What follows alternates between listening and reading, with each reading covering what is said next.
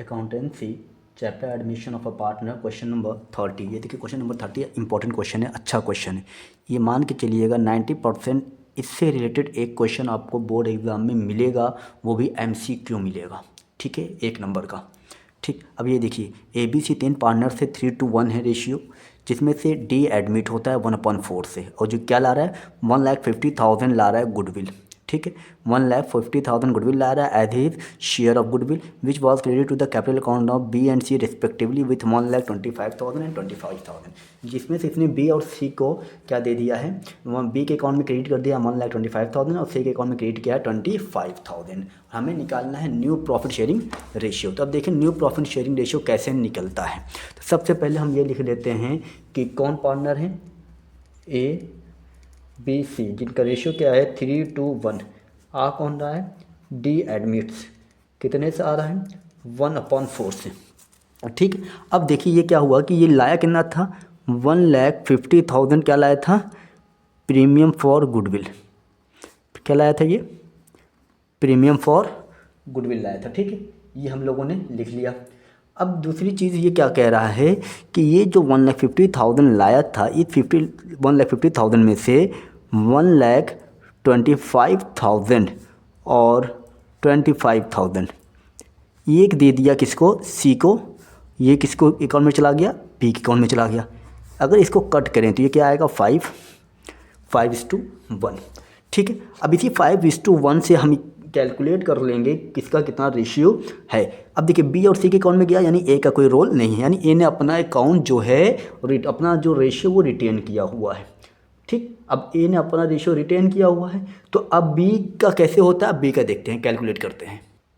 ठीक, अब देखिए क्या है B, तो B कितना सेक्रीफाइस कर रहा है, B सेक्रीफाइस या फिर B सेक्रीफाइसेस। ठीक है, B सेक्रीफाइसेस कितने से D आ रहा था 1/4 से। ठीक है, दूसरी तरफ अब ये देखिए कितना 1/4 से हो गया। अब B का कितना बनना है 5:1, तो इसको क्या लिखेंगे इनटू 5/6, ये कितना हो गया 5/24।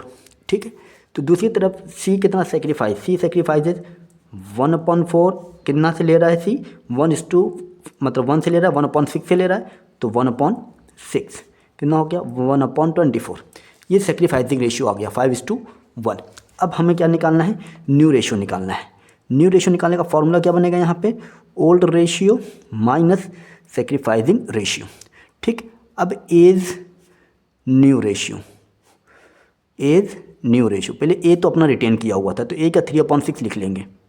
ठीक, अब 20 न्यू रेशियो निकालें। 20 न्यू रेशियो, ओल्ड रेशियो क्या है B का 2/6। ठीक है, माइनस सेक्रीफाइसिंग रेशियो, तो सेक्रीफाइसिंग रेशियो कितना आया 5/24। 2/6 माइनस 5/24, तो इन दोनों का एलसीएम आ जाएगा 24, 4 2 जा 8, 5 3/24।